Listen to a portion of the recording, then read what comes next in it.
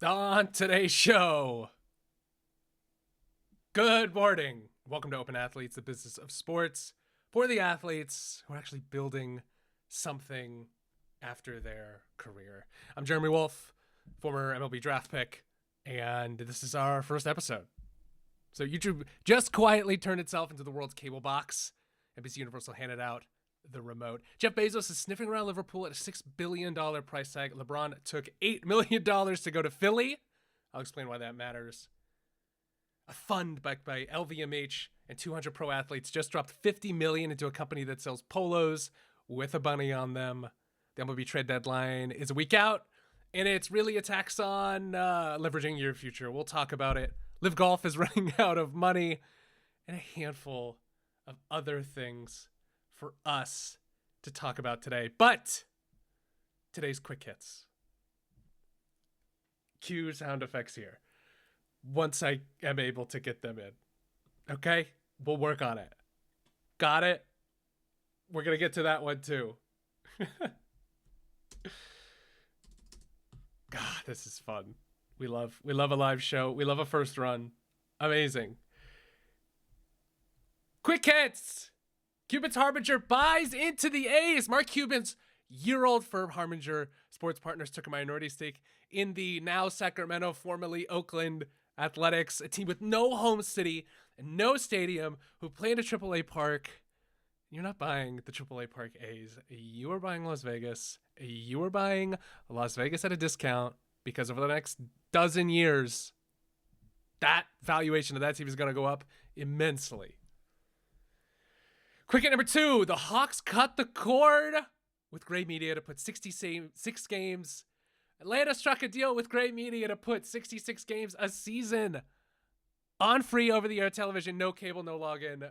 For those of us in markets with multiple teams, for those of us who have struggled not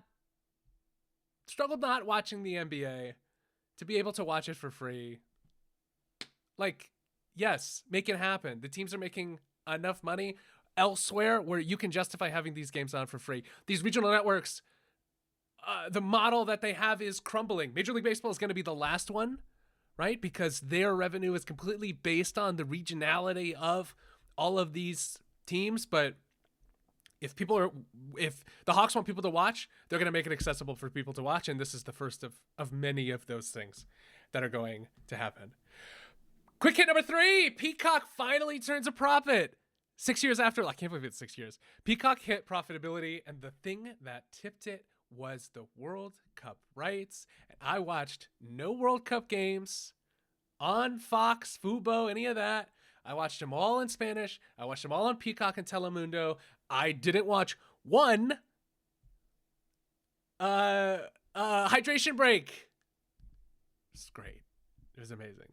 And hearing goal scores from those announcers is one of the best sporting experiences I will ever have.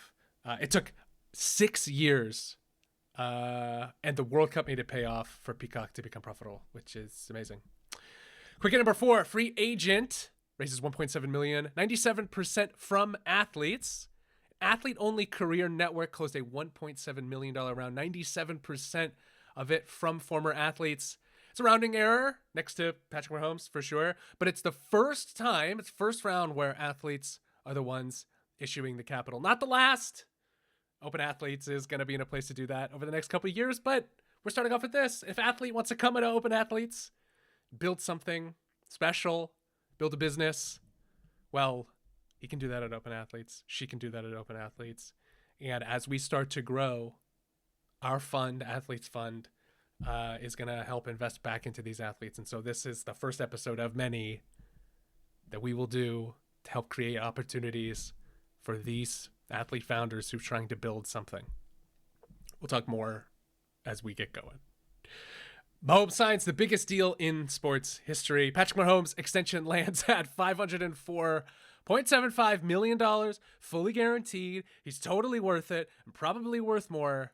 Up to $522 million with incentives through 2033, 170 million more guaranteed than the next guy. Happened a couple weeks ago, but something to consider, right? That's a what he's done for Kansas City and the Kansas City Chiefs is worth way more than $504.75 million guaranteed and up to $522 million with incentives. He's completely worth it. We all know that. Paramount, Warner Brothers Discovery slips to 2027. The media merger, mega merger, got pushed again, now targeting June 2027. As we know, this is much of the distribution, but this is the old model to do things. While all of this is happening, while all of this stuff is transitioning to new owners, Paramount, Warner Brothers Discovery will miss out on all of the things that are going to take its place. Most importantly, YouTube and YouTube's deal with Peacock, that's going to make what happens to Warner Brothers Discovery and ultimately like Oracle suffer from the time it's going to take to get this through, if it does go through. This episode presented by Marvelous. Open Athletes is presented by Marvelous. Marvelous helps you turn your audience expertise into a real product. Courses, cohorts, offers with a tech team. Check out get-marvelous.com for more. Sound effect. We don't have it yet. All right. Let's talk about the NBC Universal and YouTube's like new bundle cable box prescription thing. Let's get into it. Let's refresh it. Let's rewind it. Let's go. Because this is the one thing that actually rearranges like how things work. Yesterday, NBC Universal and YouTube announced a multi-year global partnership.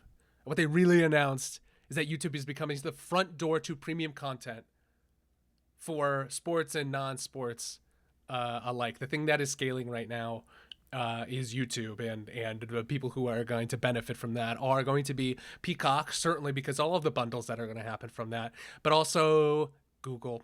And YouTube wouldn't have happened without Google. That's a longer story, but YouTube would not have been possible without Google's ability to facilitate the amount of strain and the amount of processing that's needed for however many videos a second. So the many players that are going to benefit here are who's going to be added to the bundle, right? Like we left cable bundles, we left Cox, we left DirecTV, we then got individual streaming services, Netflix, HBO, all of that stuff independently, and now the bundle is back, baby. Or the Rundle, the revenue bundle. Peacock Premium will be bundled into YouTube Premium in the US starting in 2027. The deal extends distribution on YouTube TV and takes Universal and Hi International via YouTube Premium. I will not get YouTube Premium. I am fine without it. NBC Sports will produce select live events for YouTube, including the NFL, Olympics, NBA, MLB, Big Ten, Notre Dame, Premier League, and WNBA. YouTube CEO Neil Mohan framed it as making premium content easier than ever to find all in one place. The real winner of the streaming wars was Netflix, is now YouTube for their just simple ability to do this, because this is where the people are. The people are not Warner Brothers Discovery, okay? The people are not, don't care at all about Discovery or any of the stuff happening there. People are watching stuff on YouTube. Peacock understands this, and they are going where the people are. For 100 years, the deal was a network owns the pipe. The pipe owns the audience. The talent rents access by being good at whatever they do, the sport, being a creator, whatever it means. That pipe is being ripped out of the wall and replaced by one platform that already has the audience, the recommendation engine, and the creator tools in the same box. NBC Universal, Peacock, just said, it's yours. We're going to give this to you. Get people in the door. YouTube is now the pipe. We are on YouTube. YouTube is the pipe. This one day could have a desk. This one day could have a real studio. Right now, it is an office. It is not the same office as our first episode. It is a new office because of this nice natural light. But we are creating in the same way that they are, opportunities through YouTube for increased audience and distribution. And I think that's, we're seeing things change in real time.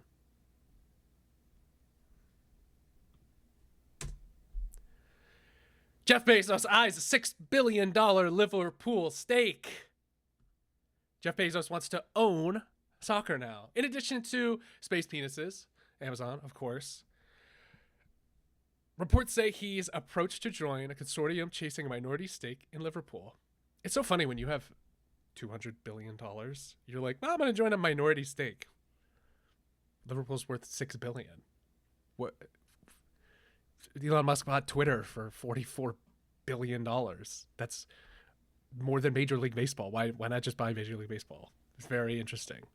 But it's also very interesting, right? The consortium led by investor Amit Bhatia made a provisional offer around 1.35 billion pounds, $1.8 billion, for roughly 30% of Liverpool. That implies a club valuation near 4.5 billion pounds, roughly $6 billion. Fenway Sports Group, which LeBron also has a part ownership of, I think around 1%, less than 1%, confirmed. Bhatia-led group expressed interest in the minority investment. It's speculative. Bezos has flirted with buying teams before and walked. He's bought the Washington Post. He's bought many other things, of course. I would like to see his ex-wife, Mackenzie Bezos, buy not the New York Mets, but, well, maybe the New York Mets. Maybe they would do better. I would like to see her participate in this, but I like what she's doing too. So why does the richest man alive, second, third, why do one of the richest man alive want a minority slice that he can't control? Because Liverpool isn't a soccer team. It's a global distribution network. Distribution with a stadium attached. Hundreds of millions of fans in every time zone who give their attention for free every week for their entire lives. Liverpool fans are some of the strongest in the world. Smartest money isn't buying trophies. It's buying the audience, and being part of that is worth more than its weight in gold.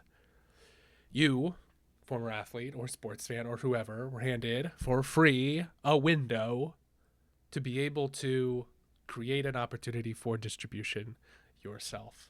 And that is what he is doing. He is also trying to own the pipe. He's trying to pipe it. 100-year-old self-renewing attention machine. The guy who owns half the internet's pipes want more. Yep. So why owning 5% of the right thing beats owning 100% of a job? I'm going to tell you straight away right now, we'll see this thing go through. My bet is that it does. My bet is that Jeff Bezos part owns Liverpool over the next however many years. Amazon's Jeff Bezos could be the latest billionaire to buy into European soccer clubs. He's eyeing a stake in Liverpool up to, let's see what that dollar amount is here. Boop, boop.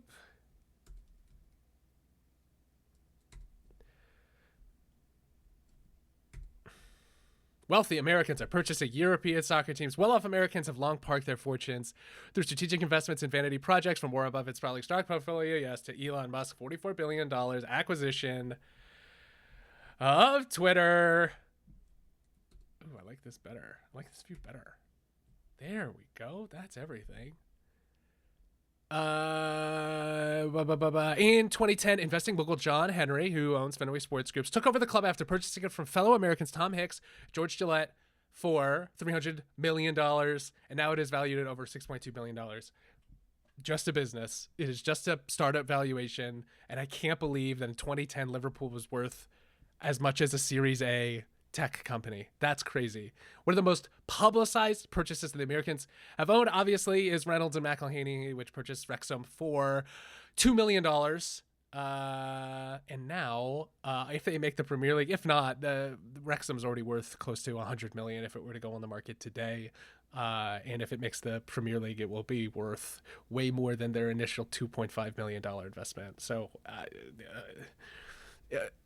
as we're thinking about diversity and sort of funds and real estate and all of these things that the people at that level can put their money into, sports is one that is not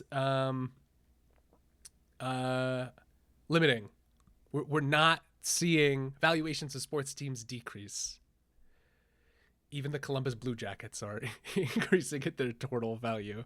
Other household name teams have major American backers. Todd Bowley, who owns the Chargers, also owns Chelsea. The American businessman worth about $8.5 billion, snapped up the team from Russian business oligarch Roman Abramovich, who was forced to sell. Stan Kroenke, who owns Arsenal. So the biggest teams that are spending the most money are Americans. There's a lot more that we can talk about with Formula 1, but the value of these teams is not decreasing. So good on them, but Is it an investment, and what does it mean for us as sports fans or sports enjoyers? Is it still about winning? It's always been about business. And can I still be a sports fan? Kinda, not really. You know what I mean?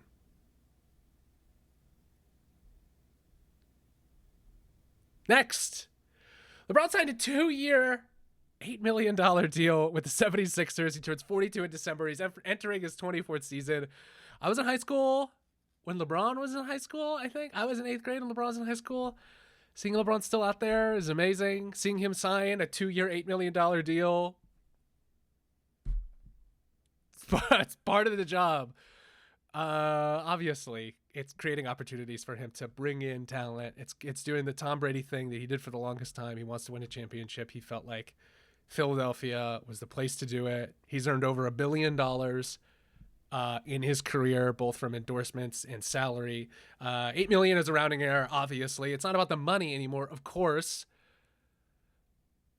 Leaving Los Angeles, maybe he felt like there wasn't a chance to win anymore. So a pay cut here is just about relevancy and in prolonging an NBA career, in which has been, I would say, the greatest of all time. If we're not going to get into it, okay, here today, we could and will potentially eventually, but LeBron is all of the things that he is seen to do. He is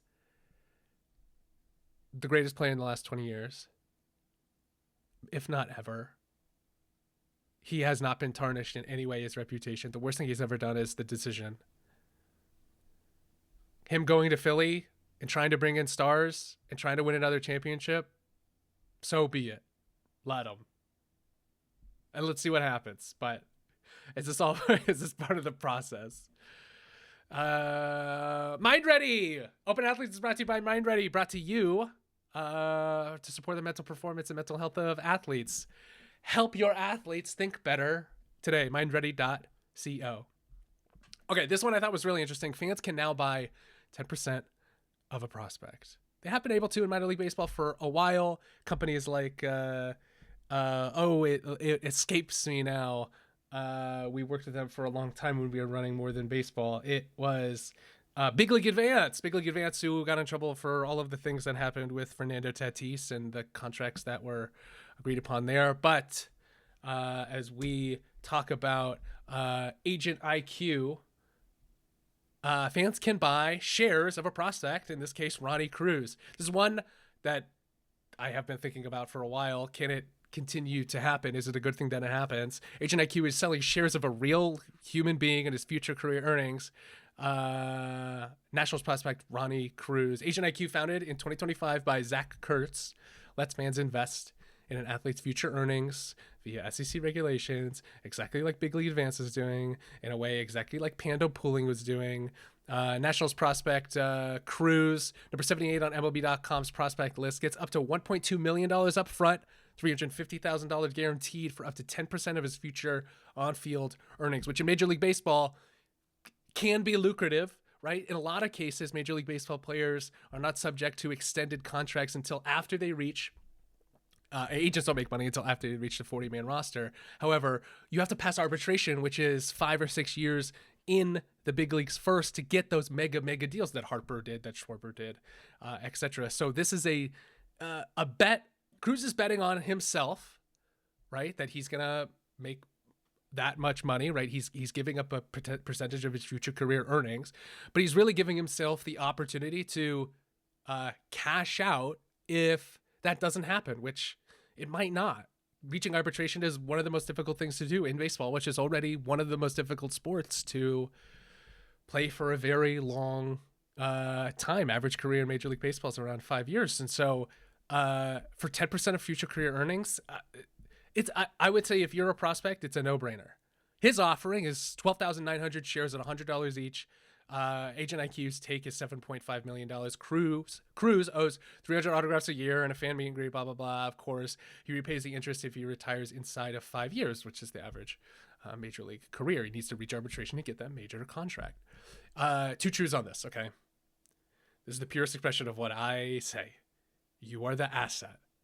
You have this very finite window to make decisions like this and opportunities to bring in money. That that big contract is not guaranteed, like it would be more so in the NBA and the NFL. Okay. So he is, even though it might be scrutinized or whatever, he is considering. I would strongly consider this if I had the opportunity to, if I were an agent of a Major League Baseball prospect. When I was playing minor league baseball, I was making $3,000 a year. This was before we had the union. And so, you know, I would have done this if somebody said, give me, here's $50,000 for 50% of your future career earnings. My probability to make it to the major leagues were low. That would be a really bad investment as a 31st round pick. So it's 10% of his lifetime earnings. Sure, if he makes $200 million in his career, he just sold $20 million of it for what would be considered pennies on the dollar. And all Agent IQ needs to do is just have one player. They're going to distribute however much millions over the next couple of years, 20 million, and they need one guy to get a $200 million deal, which is not that much anymore. And hopefully there's not a salary cap at the end of this contract negotiation. But I would say this is a no-brainer. At those terms, at 10%, that's a no-brainer. The builder's lesson here is like the whole game. So the question isn't like, would I sell shares of myself? It's like, would I, like, why not do this? Why not do this? Panda Pooling was a great example of like a company that tried to pool together future earnings for guys that categorically would have the same likelihood of making it to the major leagues. I know a bunch of guys that did it. I was released. I was done playing before they really started to get guys in. But you know, it's so uncertain your future that if you see $1 million in front of you today, why not take it? I would say it would be crazy not to. So good on him. So as we consider like athletes as investments, let's consider athletes as investors. So Athlete Investor Wave, $50 million into a polo company.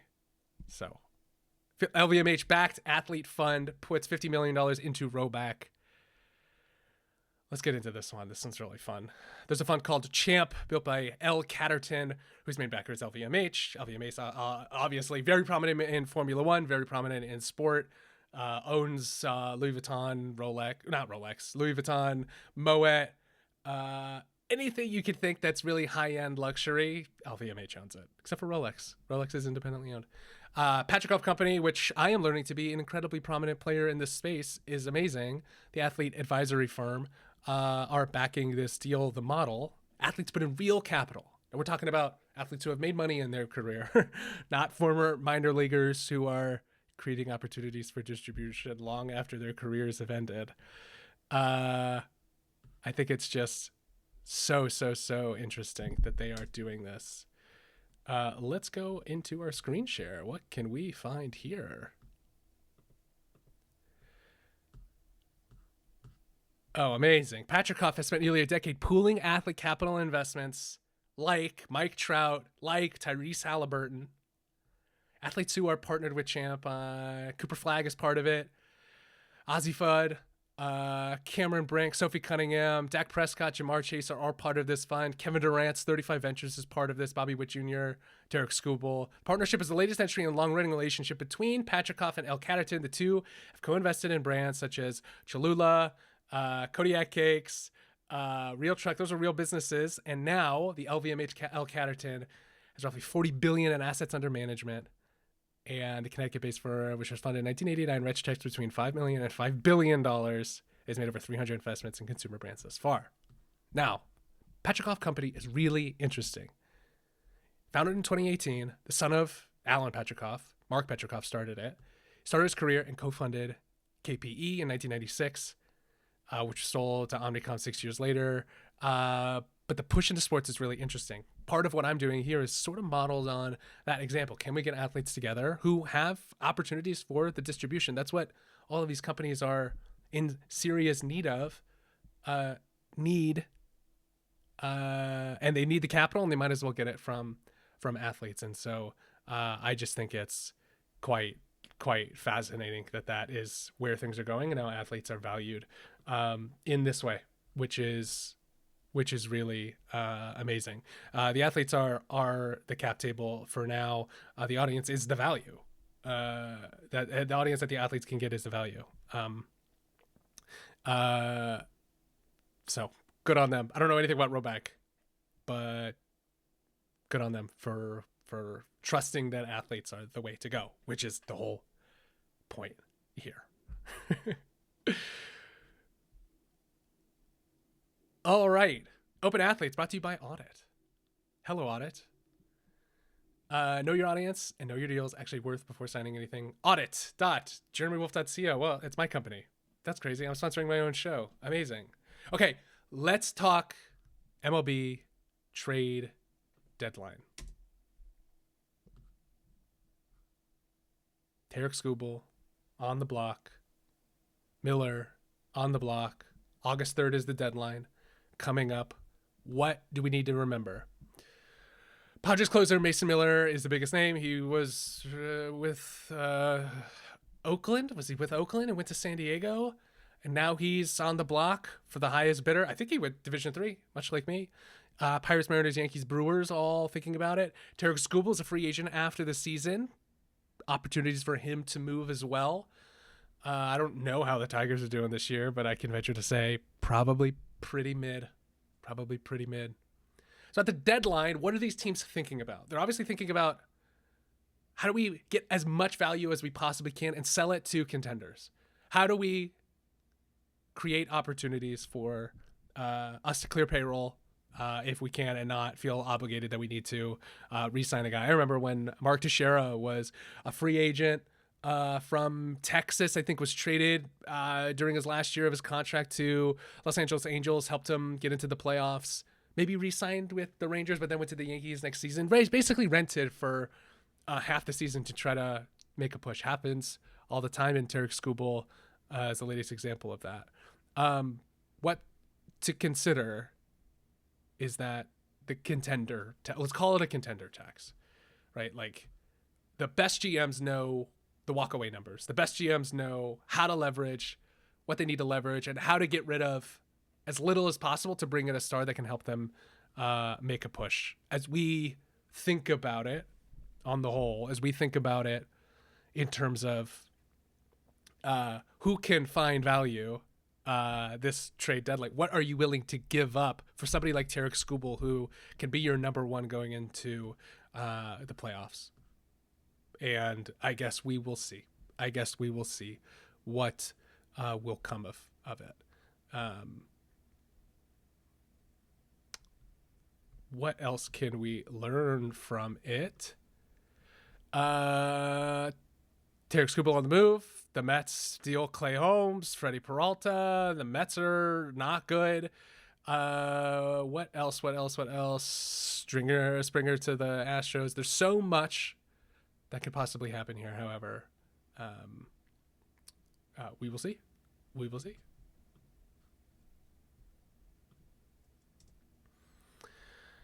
Live Golf's endgame. Piff pulls out. Tours unite. More dramatic than it really. Actually, it's very dramatic. The slow motion collapse of Live Golf is the most fascinating thing that I can think of in sports business technology over the last half decade. The Saudi-funded league that spent north of $2 billion bulldozing its way into professional golf is running out of runway because the private investment fund funded by Saudi Arabia was pulled out. Saudi Arabia's PIF will finance Live only through the remainder of the 2026 season. A league that spent the money to get Koepka, to get Jon Rahm, to get Phil Mickelson, to create prominence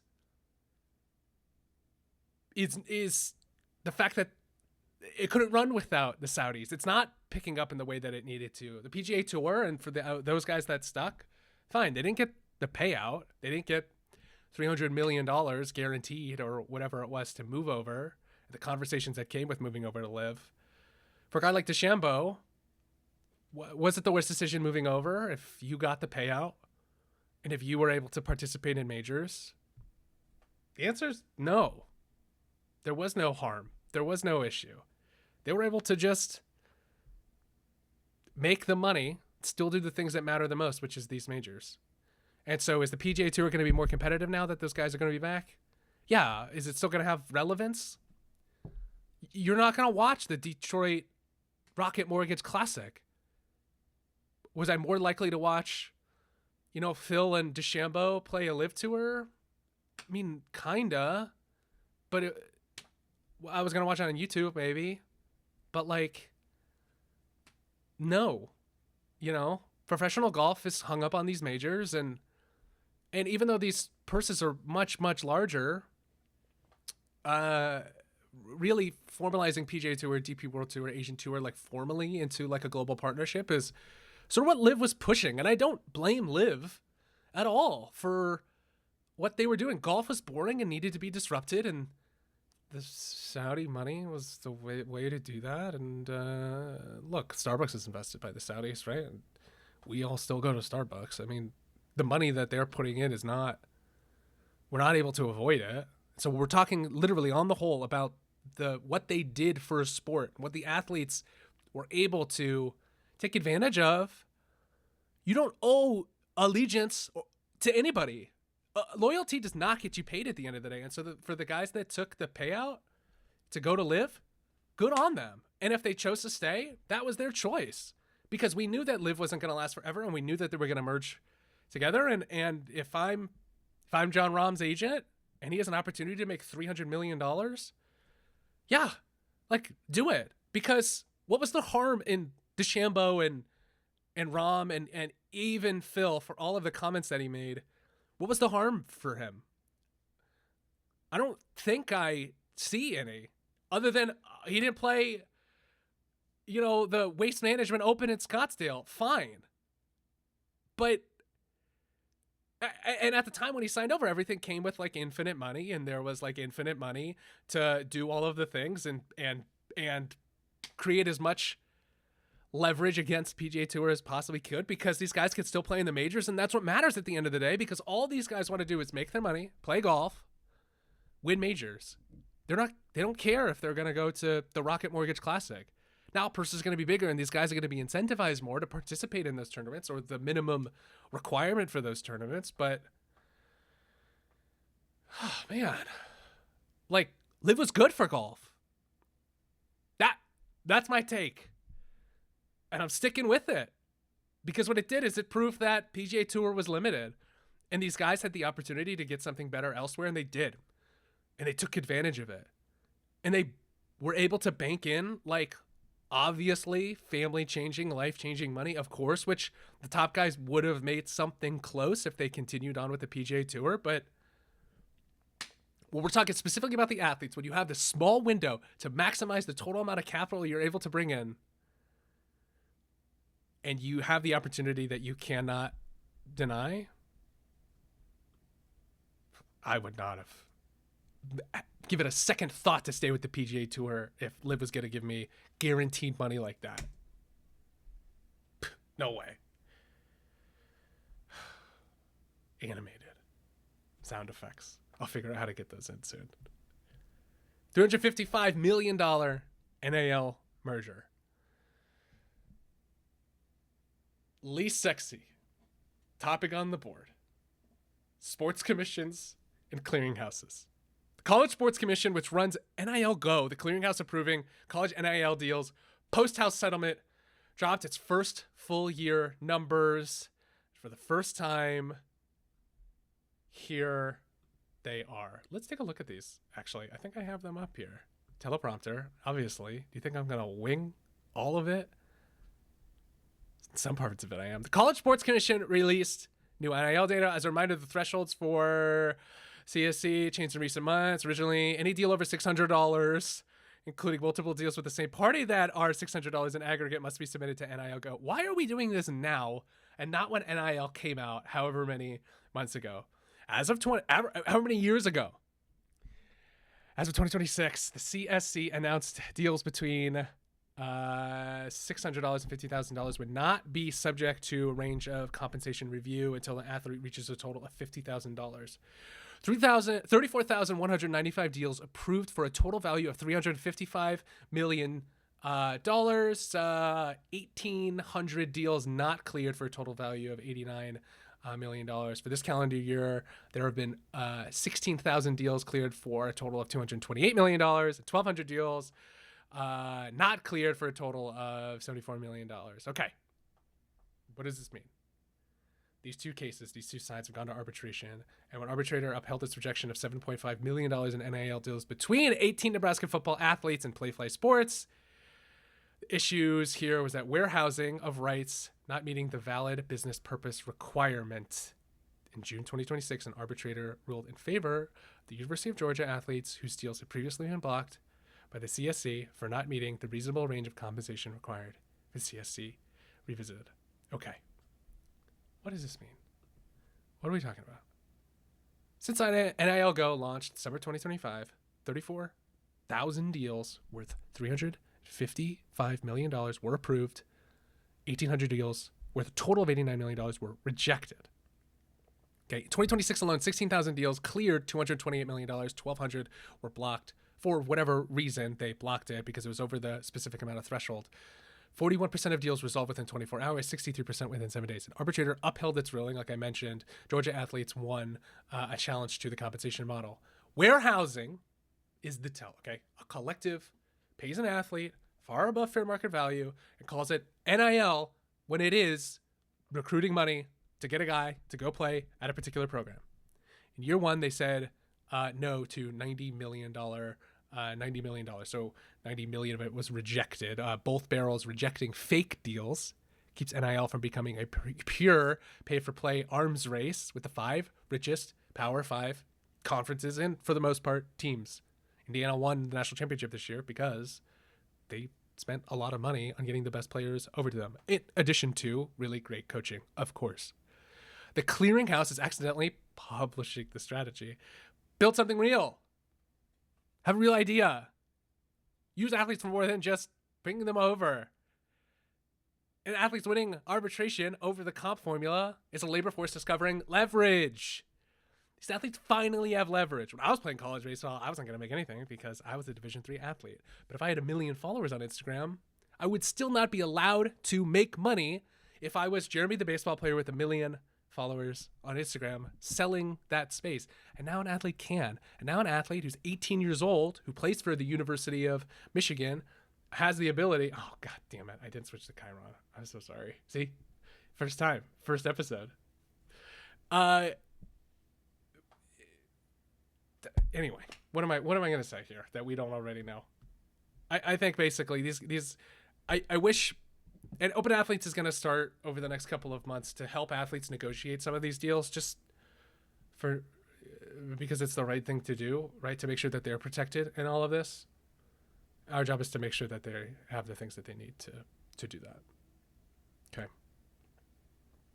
Sound effects. Ad read. Not in the script today. We're coming. Here's the take. We talked about so many things today on our first episode of Open Athletes. And it's going to be rough to start. Obviously, I don't know all of the buttons yet. Obviously, I'm looking at the screen. I got the camera here. I got this on the teleprompter. 10 people are going to see this, so I'm not too worried. And I'm going to get better at it. And the fun thing for me is doing something that embarrasses me, doing something that I'm not good at, challenging me. For the last 2 weeks, I mean, look at the history of posts here. I mean, I said I was going to go live on August 1st, and I still might. I'm recording this on July 27th, but I'm going to post it in the next couple of days as I clean up thought and ultimately hold on to it because, you know, I'm nervous about it. I'm nervous about what people are going to think. And I don't want to be. But I am. I mean, I could talk till I'm blue in the face about all of the ways I'm separating myself from the views and the results that come in and the comments and whatever. And I'm trying to do my best to create an environment, a small kind of community of us talking about sports, things that are happening in business and sports, to benefit, just to have fun. And if it can help a current or former athlete or anybody watching understand that they can do something too, they can build something too, it's not that hard. Solve a problem and create a process that can make it easy to sell that problem and sell the solution to that problem. And open athletes and doing all of this stuff and yelling into a microphone, into a camera with people I don't know and have never met before was a way I wanted to challenge myself to do something that was uncomfortable, because I think there's a lot of things that can happen after that uncomfortableness. On the other side of the uncomfortableness, good things are going to happen. I think, or not. But I've been able to reconnect with so many different people because of this that I wouldn't have been able to. People don't say hi anymore. But if I say, hey, I'm working on this, I would love your thought. And having those conversations with somebody, that's the thing I have the most fun with. And I wanted to create more opportunities to do that. So, like, every day, I'm thinking about how I can make this the most beneficial time that you spend today on things that you're interested in.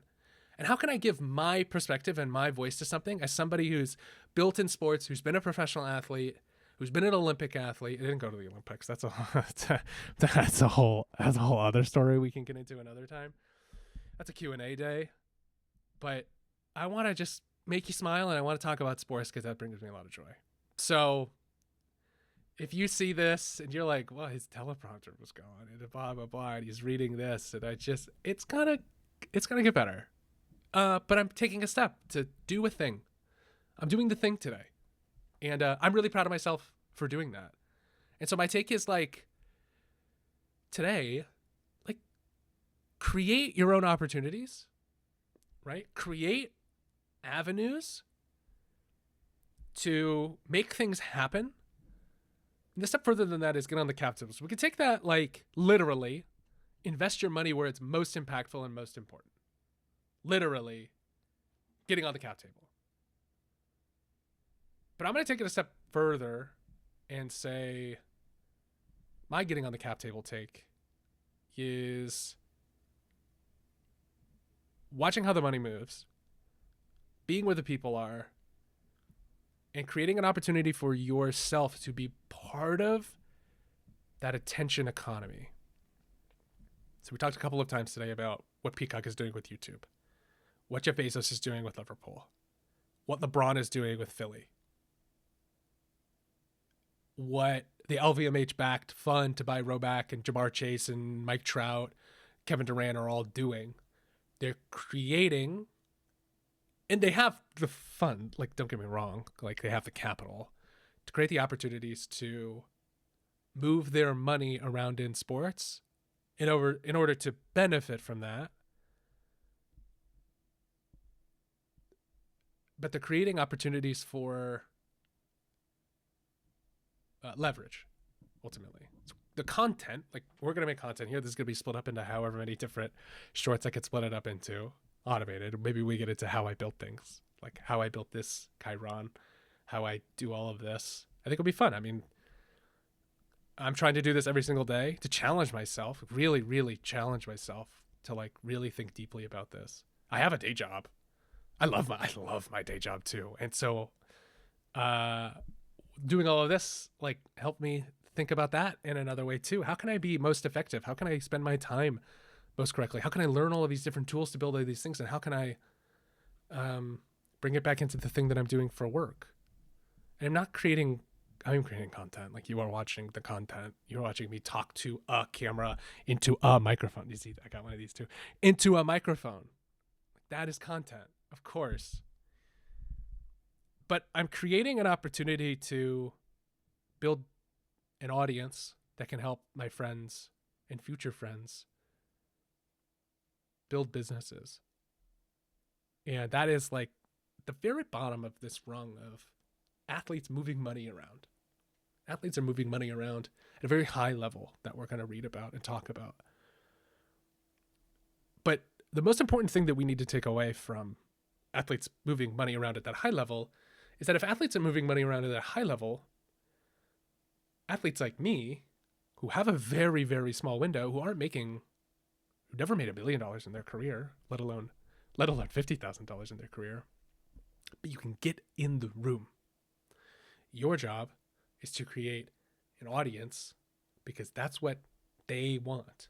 There's people who are in the room already. That's why Rhoback is taking all these sports investments, these athlete investments, not because they can get money from anywhere. They're LVMH back, whatever. The value is linking them to sport. We're going to talk about Como 1907, which I think is really interesting. The founder of Rude, the sportswear company, or the streetwear company, excuse me, is the creative director of Como 1907. There's no reason for him to do that other than Como wanted a new direction. And this guy wanted to participate in what sports can be. And sports is now lifestyle, luxury. Sports is the conduit for it. Sports is a microcosm for everything that we see in society. And the second part of that is attention and trust and building real audiences are those things.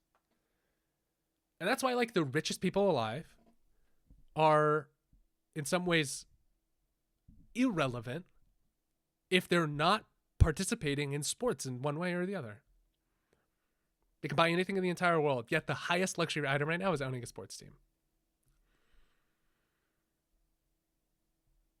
So I can tell you to think like in decades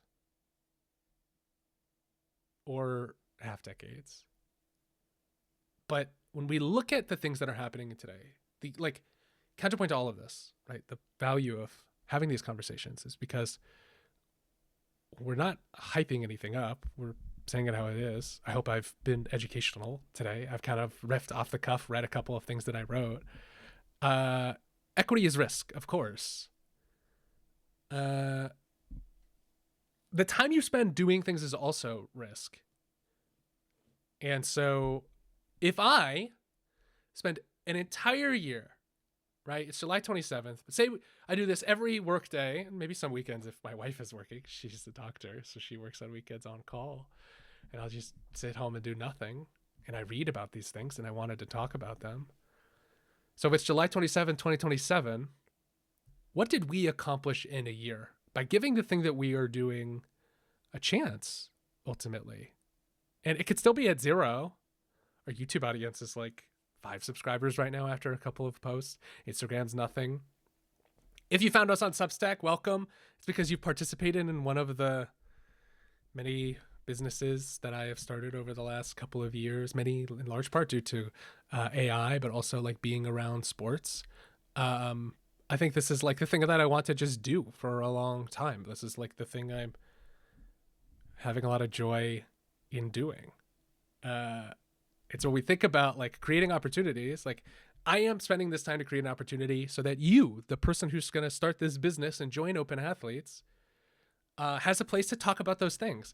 And so that you, the person who likes sports, loves sports, and loves the intersection of sports and technology and business, and could tolerate me for an hour, who wants to learn something or just be up to date on the things that are happening, you might be motivated to A, do your own thing. And if you are, let me know.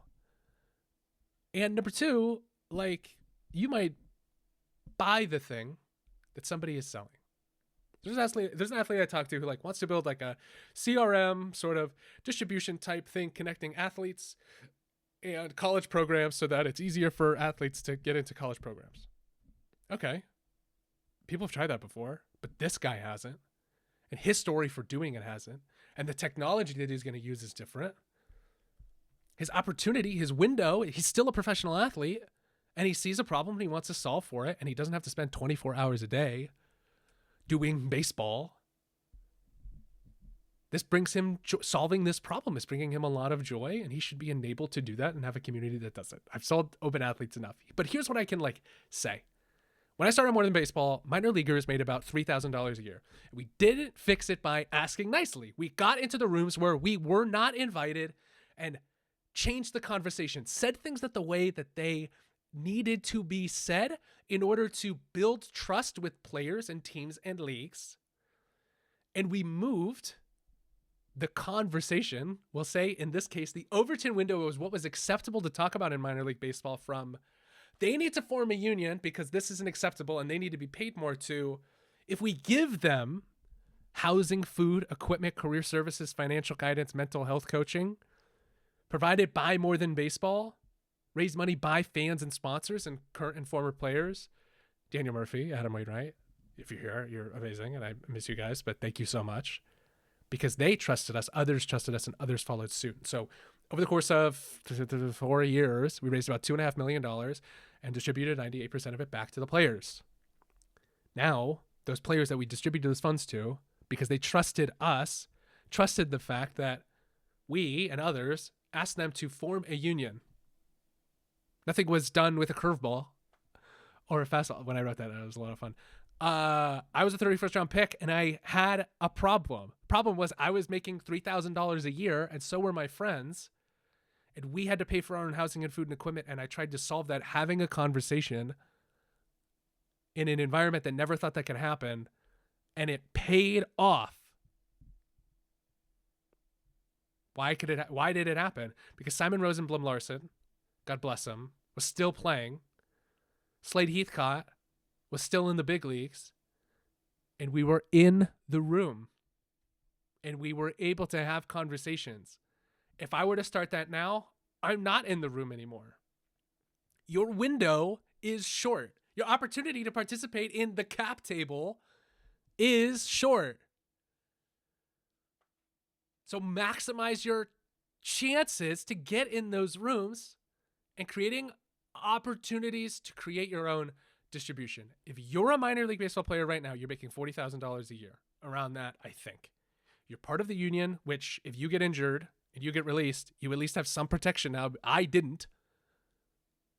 I had back surgery in September of my second year in professional baseball. I was released in October. I couldn't walk to get my phone. In any other industry, that would not be allowed. But it was, and maybe still is a little bit. Major League Baseball. Okay? Create your own opportunities for distribution. When I was playing, I didn't have an Instagram. What if I did? There was no TikTok then. I feel old when I say there wasn't TikTok then. It was Musical.ly, okay? For you millennials out there. But what if I did? What if I had this conversation then when I was playing? Would my audience be larger? Okay, so Kamalani Dung, who's amazing, who is a Hawaiian and Puerto Rican Olympic softball player, has an audience that's like 60,000 people. And she's been able to create and cultivate that audience over the last decade or so. And that gets her leverage in the room.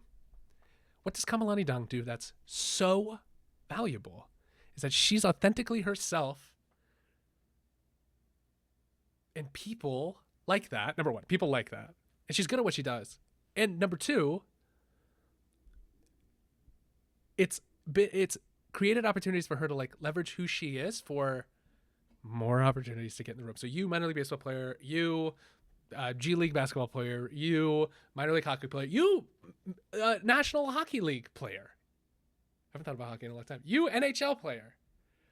Right now, you are really valuable to a brand, to your community, you have a voice. You're in the room having the voice. Create opportunities for you to be able to leverage that, number one. And number two, try to stay in the room and doing whatever you can and divest your time and energy and resources if you want to stay in the room, of course. However, like so many athletes get done playing and then get a job in sales and that's it. They were a former athlete who now does tech sales. And there's nothing wrong with that.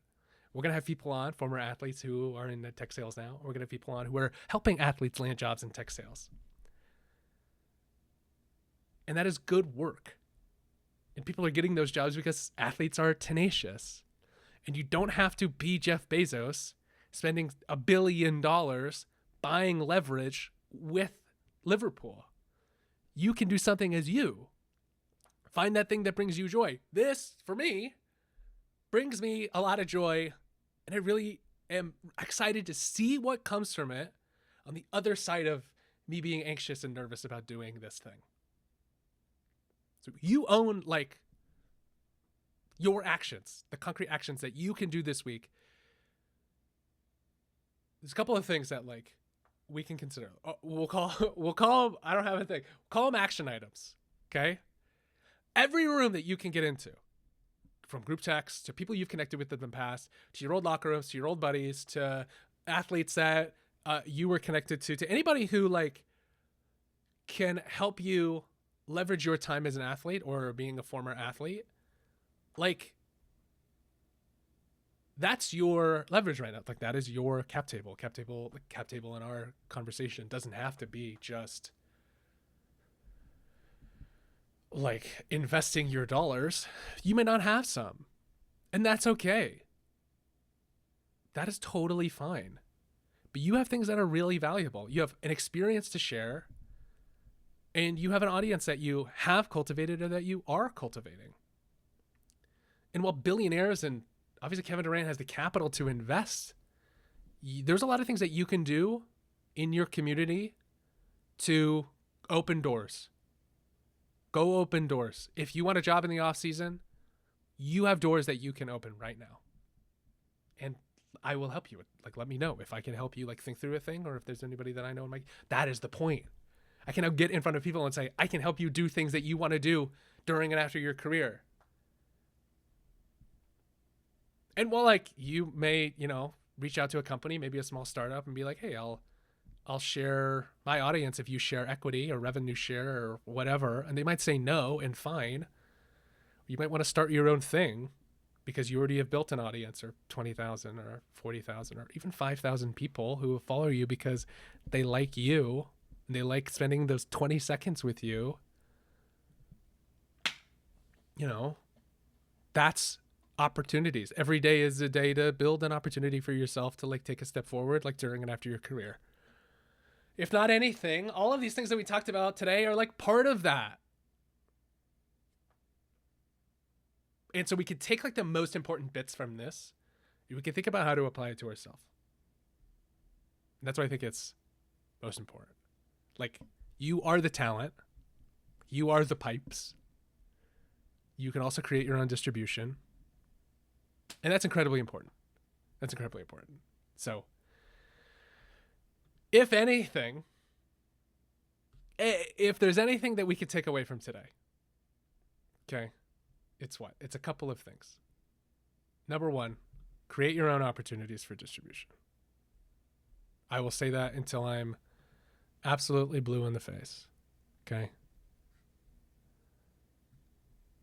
The other thing we need to consider is like your value, your leverage, like as an athlete is really important.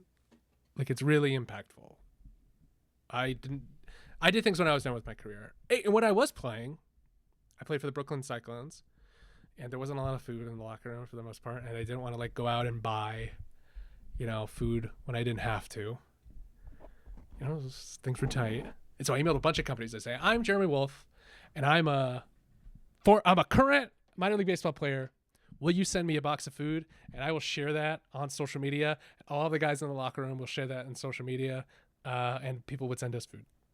It's like the minutest thing that you could possibly do. Email 30 people. I was just doing it on the bus. Emailing, copy and pasting.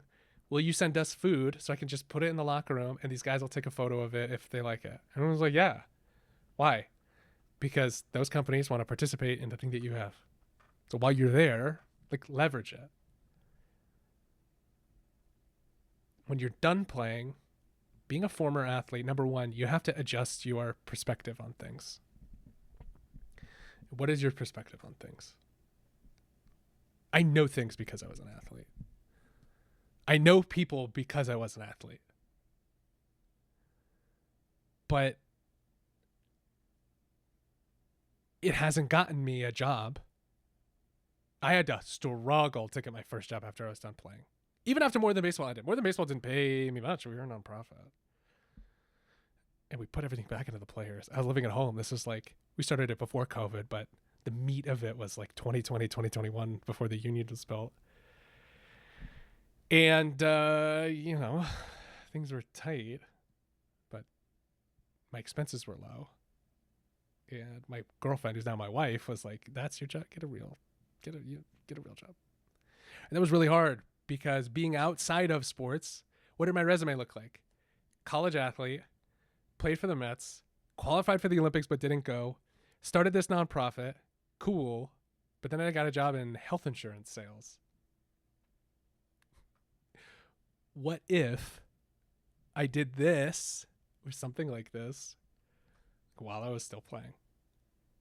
Or what if I knew somebody who knew somebody who knew somebody, or knew somebody in Major League Baseball still? Kept those connections good. Kept my network strong. I could have been a minor league hitting coach, but I just didn't want to sit on the bus anymore. So, like, what is the value that I had? Being an athlete, people know that you can commit to something, right? We know athletes who are really good and don't commit to anything, who still make it, right? So I knew that I could commit to something. However, this translating my work in baseball translate to sales? No, but I could learn sales because my soft skills were like really good, better than the competition, we'll say. Doing more than baseball, following my passion, solving a problem was the thing that got me the job. That has now led to a career in an industry that I love and a job that I absolutely love. So why am I saying all of this? This is not on the Chiron-y thing. This is not on the to-do list. Why am I saying this? All of this conversation has just gotten me thinking about like the value, the very small, obviously we talked about it, the very small window that we have as an athlete, and the leverage that you need to create while you're playing or while you're just done to try to solve a problem. And so, like, what are we doing at Open Athletes? We're creating opportunities for athletes to understand the power that they have and to leverage that into a job and a community and somebody who can help them build something that they didn't think was possible. And so this, our first show of many, many, many, was a tremendous amount of fun. And if you watched all the way to the end, thank you. And if you haven't watched all the way to the end, I'll see you tomorrow. Thanks for being here, and thanks to our sponsors. And if you want to see more, SHOW, SHOW, at openathletes.org. Okay, see you guys.